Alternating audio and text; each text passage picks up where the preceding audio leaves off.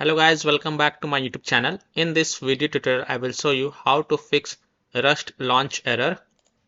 Please unload RTCore64.sys before starting the game. So if you are getting this error in the Rust game, then here follow the fixes.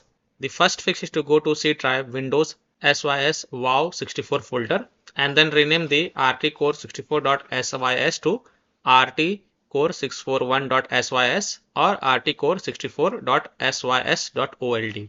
So here how to do it. So open File Explorer, open C drive, open Windows folder. Now look for the SYS wow64 folder, open it, and then here search for RTCore64. Here you will find the file. Right click on it and then select rename and just put 1 before the .sys, then hit enter. Now you have to give the administrator permission to rename this file. So click on continue, click as to allow, and then you can go ahead, launch the Rust game and check if your problem is solved or not. If not, then again right click on it, select rename, and then just remove 1 before .sys and then put .old.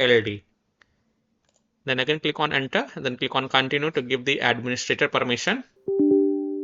Click as to allow, and then you can go ahead, launch the Rust game and check if your problem is solved or not.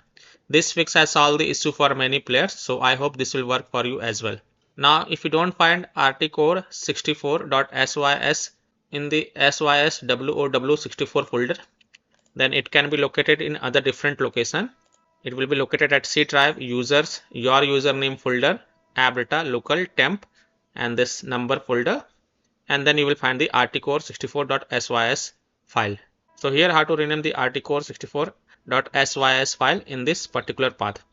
So open File Explorer, go to C drive, open users folder, open your username folder, open AppDara folder. Now if you don't see AppDara folder over here, then click on this view, so and check mark hidden items, then open the AppDara folder, then open the local folder and then look for the temp folder.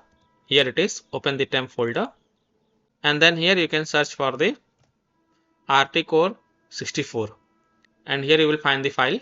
Right click on it, then select rename and then just put 1 before the .sys and then go ahead, launch the game and check. If that doesn't work, then again right click on it and then select rename and then remove the 1, and after the SYS put .old. Then go ahead, launch the game and check if your problem is solved or not. This fix has solved the issue for many players, so I hope this will work for you as well. Now if that doesn't work, then you have to uninstall MSI Afterburner, RivaTuner and EVGA Precision X software.